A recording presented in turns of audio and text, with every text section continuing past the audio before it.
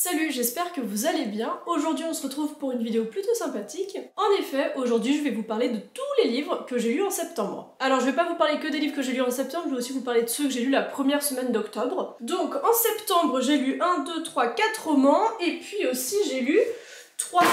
J'ai fait tomber Feu et Sang. Oh non! Et aussi du coup j'ai lu 3 BD / livres pour enfants. Feu et Sang bébé, ça va aller?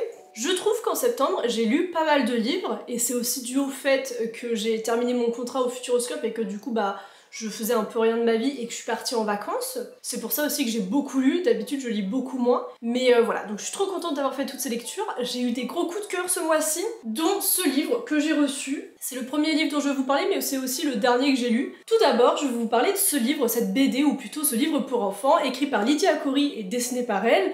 C'est Le Jardin d'Émilie. Ce livre m'a été envoyé par les éditions Jungle et je ne peux juste pas les remercier assez puisque je l'ai lu l'autre soir et j'ai passé un moment... Comment dire, c'était juste une trop belle soirée que j'ai passée à lire ce livre. C'est mon plus gros coup de cœur du mois de septembre, enfin je l'ai lu en octobre du coup, mais j'ai vraiment adoré ce livre. C'est un livre que j'ai noté 5 étoiles. Donc dans cette BD qui a déjà une couverture juste incroyable, et regardez le dos aussi avec la maison d'Emily Dickinson. Donc cette BD nous raconte une journée dans la vie d'Emily Dickinson alors qu'elle était enfant. Donc elle passe sa journée avec son chien Carlo à aller dans les champs et dans les prés pour juste regarder les fleurs, puisque Emily Dickinson était fan des fleurs, elle a entretenu un herbier toute sa vie. Pour elle, son père avait fait construire un jardin d'hiver attenant à leur maison, enfin, elle aimait vraiment beaucoup les fleurs. Et donc là, retrouver son amour des fleurs dans cette BD, c'était juste incroyable.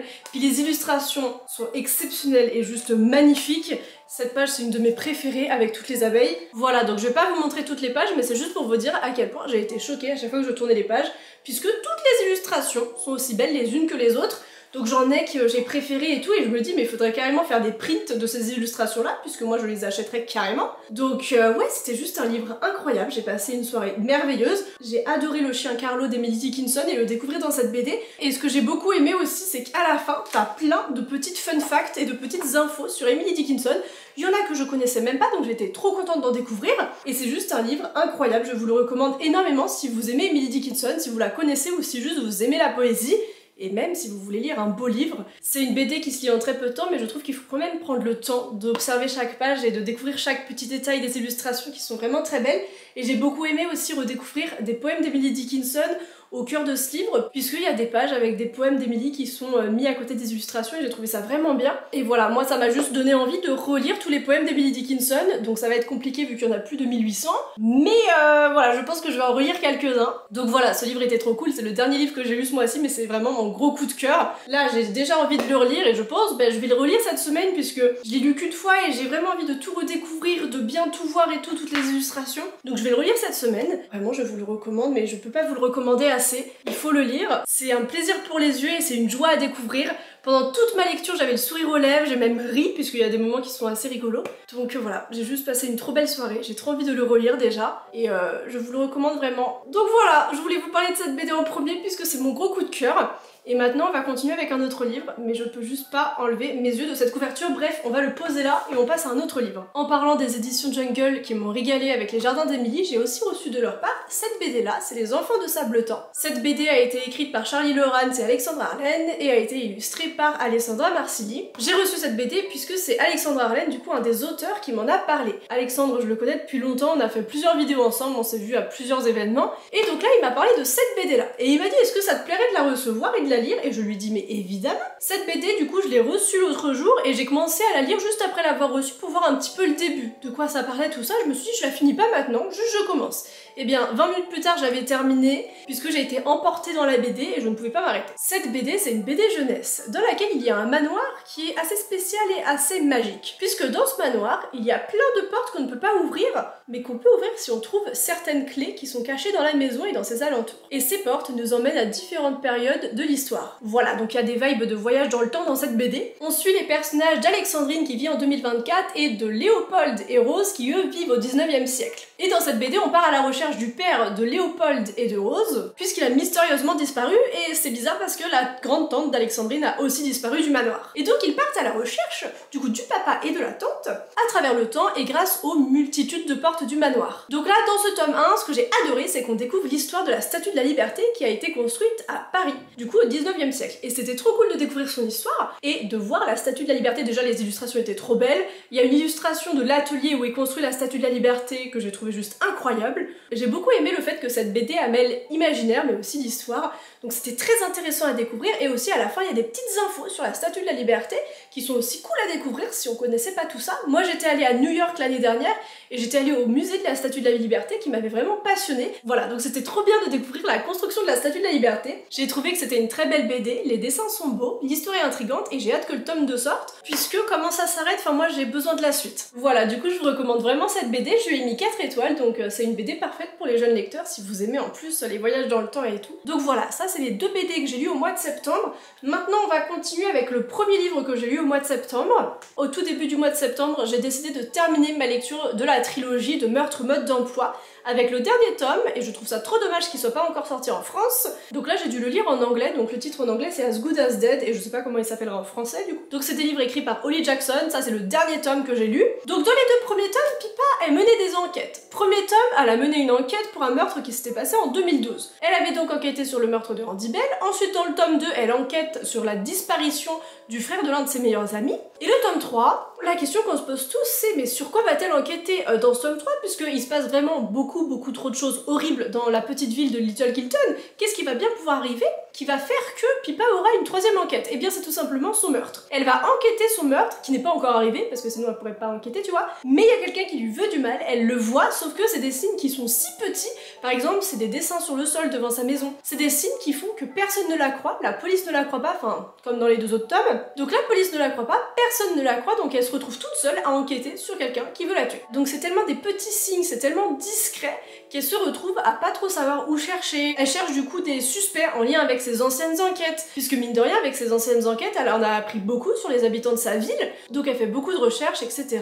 Ce tome 3 c'est le tome de la trilogie qui m'a fait le plus peur et qui m'a le plus angoissée, puisque bah mine de rien Pippa elle a une course contre la montre là, puisque la personne qui veut la tuer sait à peu près quand il va arriver pour la kidnapper et ensuite la tuer. Assez à peu près quand ça arrivera, sauf que bah du coup faut qu'elle essaie de trouver qui c'est avant. Donc dans ce tome là il y a tout ça qui se passe, je pouvais juste pas poser le livre, et aussi Pippa elle doit faire face au stress post-traumatique dû à ce qui s'est passé à la fin du tome 2, et à ce qu'elle avait vécu dans ce tome là. Voilà, donc à cause de tout ce qui se passe dans sa vie à Pippa et qu'elle en parle à personne, ça empiète aussi, ça a une influence sur sa relation avec Ravi Singh, que moi j'aime beaucoup, c'est un personnage que j'apprécie vraiment énormément. Enfin bref voilà, j'ai adoré découvrir la fin de cette trilogie, c'était un tome ultra important, j'ai mis 5 étoiles. Donc voilà, là ce tome 3 il m'a vraiment fait passer par toutes les émotions. J'ai adoré le lire mais en même temps c'était angoissant à lire mine de rien. Je sais pas quand il sortira en France mais pour les lecteurs de Meurtre mode d'emploi qui lisent pas en anglais, vraiment, vous allez être choqués du tome 3 et je pense que vous allez autant l'adorer que moi. Donc voilà pour Meurtre mode d'emploi, et ensuite en septembre, j'ai lu Feu et sang de George R.R. Martins. Ce livre, je l'ai lu pendant que j'étais en vacances à Tenerife pendant une semaine et j'ai juste trop bien fait d'emmener ce livre-là, puisque déjà c'est un livre qui est épais, du coup qui a duré toute ma semaine, et c'était juste incroyable. J'ai envie de lire le tome 2, enfin la partie 2 maintenant. Donc qu'est-ce qui se passe dans Feu et sang? Donc c'est dans le monde de Game of Thrones. Donc dans ce livre-là, on découvre la maison Targaryen depuis les débuts de la conquête de Westeros. Ce que j'ai adoré, c'est que ça commence vraiment au tout début, quand tout Westeros, en fait, c'est les 7 couronnes, enfin c'est pas du tout associé, c'est pas un seul royaume, tu vois. Donc il y a les Stark qui sont en haut, qui ont le nord, il y a les Hightower qui ont un petit peu le sud, les Martell, tout ça, enfin bref, tout est séparé, le royaume n'est pas du tout unifié, et il y a les Targaryens qui arrivent en mode, les frérots, on a des dragons, donc nous on va tout vous prendre, vous devenez nos souverains, vous êtes plus du tout des rois, parce que nous, on va être les rois à votre place. Donc ils arrivent et le premier endroit où ils mettent les pieds, bah c'est Port-Réal, où après ils vont mettre leur château et le trône de fer. Donc de base Port-Réal c'était juste un petit port de pêche. Et eux ils arrivent là et après ils disent bon on va faire la capitale ici. Donc voilà, ils unifient les 7 couronnes. Donc c'était déjà très intéressant de découvrir la conquête, mais aussi ça ne s'arrête pas là, puisque la conquête ça prend une grande partie du livre, mais aussi ce qui prend une grande partie du livre c'est la succession qui est très intéressante chez les Targaryens,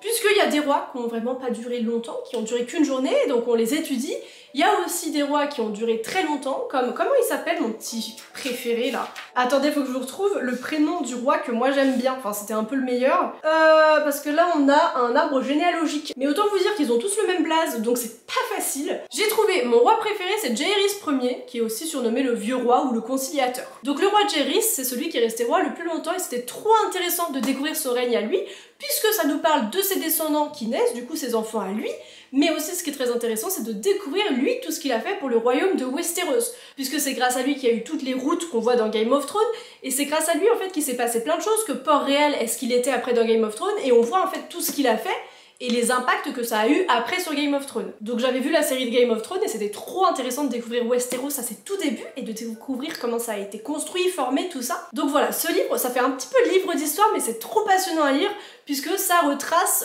les débuts des Targaryens avec la conquête jusqu'en fait à l'année 100 après la conquête, cette première partie. Donc la deuxième partie, il me semble, ça sera beaucoup plus basé sur la bataille entre Rhaenyra et son frère pour le trône. Donc voilà, la partie 2 se concentrera plutôt sur ça, mais là cette partie 1 c'était trop intéressant de découvrir ces différents rois, ces différentes batailles, toute cette histoire de conquête, et je trouve que l'écriture de George R.R. Martin est incroyable, ça rend ce livre passionnant, les pages se tournaient toutes seules, et c'était juste un super livre à lire pendant mes vacances. Vous vous en doutez, vu que j'ai adoré Feu et Sang, je lui ai mis 5 étoiles sur Goodreads, donc là j'ai trop hâte de lire la partie 2, que je lirai en 2025 pour découvrir la suite de l'histoire des Targaryens. Voilà, j'ai trop aimé ce livre, et on passe à la suite des livres que j'ai lus au mois de septembre. Ensuite, en septembre, je suis allée 2 fois sur Paris pour 2 jours, et donc quand j'allais à Paris, j'ai emmené ce livre avec moi. Donc c'est Écriture de Stephen King, Mémoire d'un métier. Ce livre écrit par Stephen King est divisé en 3 parties. La première partie, il nous raconte son parcours à lui, comment lui est devenu écrivain, d'où lui vient son inspiration à lui, etc. Dans la deuxième partie, il donne des conseils aux futurs écrivains et aux personnes qui ont envie d'écrire, tout en répondant à toutes ces questions qu'on lui a posées pendant des interviews, des conférences, etc. Mais il répond aussi à des questions qu'il aurait aimé qu'on lui pose et qu'il trouvait assez intéressantes. Et la troisième partie, ça raconte l'accident de la route qu'il avait eu, il me semble que c'était en 1999, mais je suis plus sûre. Oui c'est ça, c'était en 1999, il a vécu un accident de la route qui était très grave. Il s'est fait percuter par un camion alors qu'il marchait au bord de la route. Donc il nous raconte cet accident-là et à quel point l'écriture l'a sauvé. Enfin, il rappelle, ça me fait rire parce que il rappelle vraiment, non, c'est les médecins qui m'ont sauvé, etc. Mais l'écriture, ça m'a permis de me sortir vraiment de ce qui s'était passé et de passer à autre chose. Donc, mais à chaque fois qu'il disait l'écriture m'a sauvé, il était là, non, c'est surtout les médecins et tout. Donc voilà, ça c'était très intéressant puisqu'il nous montre à quel point l'écriture c'est quelque chose d'important dans sa vie et à quel point dans la vie d'un écrivain, l'écriture, même dans les pires moments, ça doit être présent dans la vie. Ce livre il m'a beaucoup intéressée, moi qui vais être écrivain plus tard, j'ai été juste passionnée par la lecture de ce livre, de voir comment lui il écrit, ses méthodes d'écriture. Et j'ai noté plein de ces petits conseils, mine de rien, puisqu'ils sont très intéressants. Donc voilà, j'ai noté ces petits conseils et j'ai souligné des petites phrases qu'il disait. Donc j'ai souligné ça, cette petite phrase-là que j'ai trouvée très intéressante et que je voulais vous lire. L'écriture n'est pas la vie, mais je crois qu'elle peut être parfois le moyen de revenir à la vie. Et ça, j'ai trouvé ça très très beau. Voilà, donc ce livre, je trouve qu'il peut être très intéressant pour toutes les personnes qui, comme moi, veulent écrire ou qui sont déjà en train d'écrire leur livre. Et bien, je vous conseille vraiment ce livre. Il est trop intéressant. Voilà, je le pose là. Et du coup, ça m'a donné envie de lire aussi d'autres mémoires de d'autres écrivains pour voir un petit peu les méthodes d'écriture de tout le monde. Voilà, donc ce livre il m'a beaucoup plu et ça m'a donné envie d'écrire encore plus. Alors ensuite, au mois de septembre, j'ai lu ce livre, Les larmes de l'asphodèle de Nora Lake, qui m'a été envoyé par l'autrice. Elle m'a contactée sur Instagram. C'était trop mimi, elle m'a demandé est-ce que tu veux recevoir mon livre. Vraiment, elle m'a juste dit c'est le mythe d'Orphée et Eurydice, revisité mais avec une romance lesbienne. J'étais genre je suis le public pour ça. Donc voilà, elle m'a envoyé son livre et malgré le fait que j'avais 1 milliard de livres dans ma pile à lire, je l'ai commencé puisque j'avais trop hâte de découvrir cette histoire. Mais en tout cas, déjà, à part le fait que ce livre est magnifique, je pensais pas avoir besoin de lire l'histoire d'amour de Perséphone et Eurydice et au final, figurez-vous que j'en avais besoin dans ma vie. Voilà.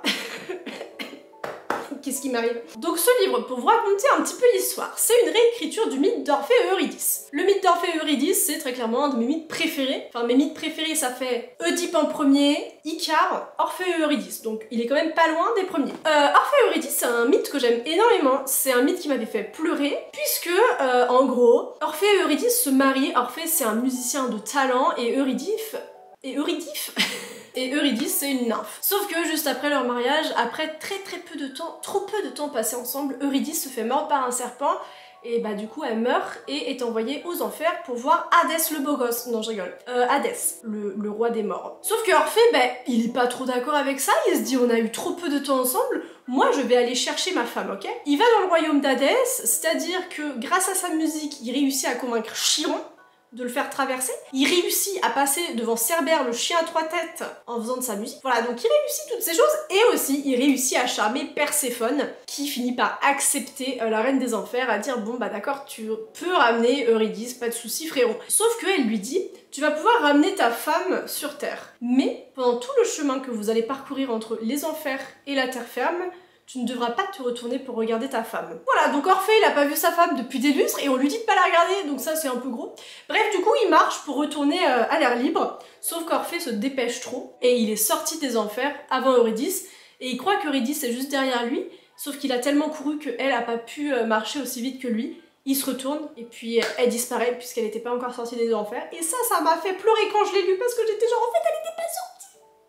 Elle était pas sortie, elle marchait pas assez vite. Enfin c'était horrible. Voilà, ça m'avait vraiment détruit ce mythe-là et j'avais adoré l'histoire d'amour entre Orphée et Eurydice.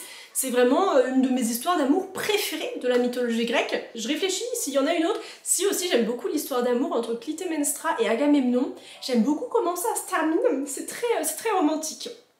Voilà, donc c'est un de mes mythes préférés et j'ai adoré lire cette réécriture de ce mythe-là, qui est du coup absolument pas comme moi j'avais perçu ce mythe-là en le lisant pour la première fois. Avec Nora Lake, on n'a absolument pas la même vision de ce mythe, mais c'était trop intéressant de découvrir cette vision-là de ce mythe, et surtout de découvrir qu'au final, Eurydice, elle a un petit penchant pour Perséphone, et Perséphone aussi pour Ulysse. Donc c'était trop intéressant de découvrir cette histoire d'amour, c'était trop bien cette histoire d'amour dans les enfers, et de découvrir les enfers écrits par Nora Lake. Son écriture est très poétique, donc voilà, c'était une histoire d'amour qui m'a surprise, mais que j'ai beaucoup aimé lire. C'était trop agréable à lire, avec cette écriture-là qui est tellement douce, et ça se lit tout seul. Voilà, j'ai beaucoup aimé redécouvrir le mythe d'Orphée et Eurydice, mais écrit par Nora Lake, avec cette réécriture et cette revisite ultra originale. Donc ce livre nous parle du mythe d'Orphée et Eurydice, mais on a aussi un petit peu du mythe de Jason et la Toison d'Or, puisque Orphée faisait partie des Argonautes. Donc voilà, c'était très intéressant aussi de redécouvrir ce petit mythe-là avec Jason. Voilà, c'était un livre agréable à lire, plein de surprises, et puis avec une histoire d'amour qui m'a fait fondre, c'était trop mignon. Par contre, je tiens à préciser vis-à-vis des larmes de l'asphodèle, faut pas le lire si vous êtes un enfant ou au début de l'adolescence, c'est vraiment une revisite du mythe plus adulte. Si vous voulez découvrir le mythe d'Orphée et Eurydice, il y a plein de livres qui existent pour juste vous raconter le mythe de base, mais ce livre c'est vraiment une réécriture plus adulte. Maintenant je vais vous parler du dernier livre que j'ai lu au mois de septembre. J'ai lu Le Petit Prince de Antoine de Saint-Exupéry. Donc ce livre, j'ai des vagues souvenirs de l'avoir lu, enfin qu'on me l'ait lu quand j'étais en maternelle, mais je me souvenais absolument pas de toute l'histoire. Je l'avais écouté l'an dernier en livre audio et ça m'avait brisé le cœur, tu vois, donc j'ai eu envie de le lire en papier. Et je me souviens, pour l'anecdote, en maternelle on avait eu un concours de dessin en rapport avec Le Petit Prince. Et j'avais gagné le concours de dessin, j'avais gagné des crayons de couleur. Donc ça, c'est pas la classe pour dire que moi je suis une artiste en fait née. Voilà, déjà en maternelle, je gagnais des concours de dessin Le Petit Prince, donc mon dessin était très beau parce que j'ai toujours été une artiste finalement. Bref, on s'en fout. Donc Le Petit Prince d'Antoine de Saint-Exupéry, ce livre m'a détruite. Je l'ai lu en une soirée, j'ai passé une très bonne soirée, mais j'étais détruite après, je pouvais pas m'endormir tellement j'étais tristoune. C'est-à-dire, du coup, que là, dans les étoiles, dès qu'il fait nuit, maintenant, je pense au Petit Prince. Dès que je vois les étoiles, je me dis, là, il y a un petit prince là-haut. Peut-être qu'il est triste ou peut-être qu'il est heureux. Mais on ne sait pas parce qu'Antoine de Saint-Exupéry... Enfin bref, je vais pas vous raconter la fin du Petit Prince, mais je me dis, tout le monde la connaît. Mais du coup, je suis triste et à la fois heureuse quand je regarde les étoiles parce que je me dis, ça se trouve, il rigole ou ça se trouve, il pleure. Voilà, donc je vais pas vous raconter la fin du Petit Prince, mais moi, ça m'a détruite. Vraiment, cette fin, ça m'a brisé le cœur. Avant de vous parler de l'histoire du Petit Prince, je tiens à vous présenter cette édition qui est juste trop canon. Donc, il y a une petite boîte en fait, et à l'intérieur, j'ai le livre. Elle est trop belle. Je l'ai acheté au Panthéon l'autre jour que j'étais à Paris.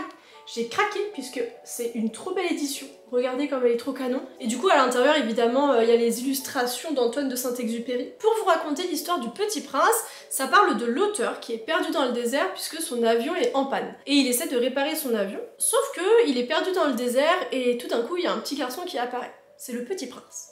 Et le Petit Prince, il lui demande de lui dessiner un mouton. Donc vous imaginez déjà l'auteur qui est un peu saoulé parce que il essaie de réparer son avion, il a autre chose à faire que de dessiner un mouton, mais il le fait tout de même. Donc il dessine un mouton au Petit Prince, il dessine il fait plusieurs dessins puisque ça convient jamais au Petit Prince.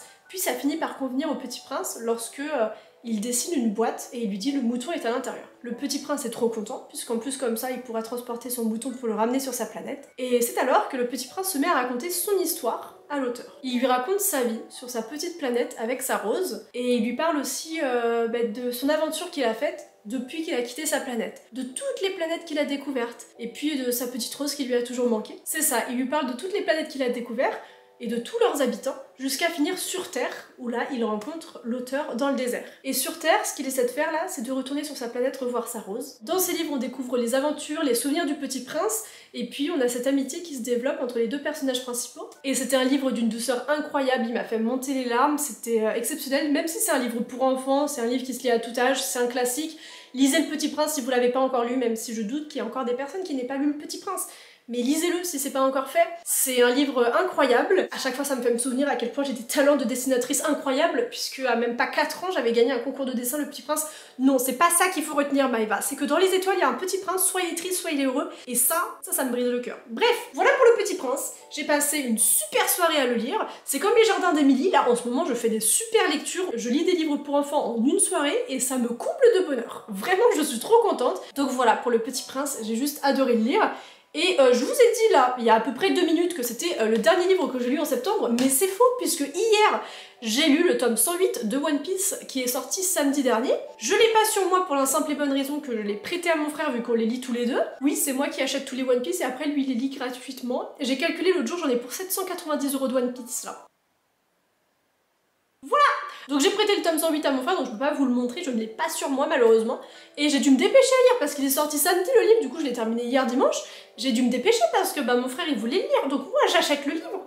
Et en plus je dois me presser à lire, tu vois, c'est quand même un monde. Bref, le tome 108 de One Piece était incroyable. Toutes les révélations qu'on a, c'était exceptionnel. Et aussi on découvre l'enfance de Kuma, du coup qui était un ancien grand corsaire. Et puis on découvre qu'est-ce qui a fait en fait qu'il est devenu qui il est aujourd'hui. Et au milieu de tout ça, on a la marine qui débarque sur Egghead pour venir chercher et tuer Vegapunk, du coup l'un des plus grands scientifiques du monde de One Piece. Les batailles étaient très intenses, comme dans tous les tomes de One Piece, il y a des moments beaucoup plus légers que d'autres, avec des moments où on rigole, etc. Mais ce tome-là, ouais, je l'ai particulièrement adoré, je lui ai mis 4 étoiles, puisque toutes les révélations qu'on a et les souvenirs de Kuma, c'était trop touchant. Donc voilà, ce tome-là, je l'ai lu hier rapidement, et là, je suis triste de me dire qu'il va falloir attendre 2025 pour le tome 109. Donc voilà, One Piece, c'était le dernier livre dont je voulais vous parler dans cette vidéo. J'espère que cette vidéo vous aura donné des envies de lecture, notamment, il faut lire Le Jardin d'Émilie. Moi, il m'a trop apaisé, c'était un bon livre, une très belle lecture, et je vous le recommande vraiment à 1000%. J'espère que vous aurez des petites envies de lecture avec cette vidéo. N'hésitez pas, vous, à me dire les livres que vous avez lus en septembre et à me faire des petites recommandations de lecture vous aussi. J'espère que cette vidéo vous aura plu, autant que ça m'a plu de la tourner. Je vous dis à la semaine prochaine pour une autre vidéo, et je crois que cette vidéo est terminée. Bisous, et il faut vraiment lire Les Jardins d'Émilie, s'il vous plaît.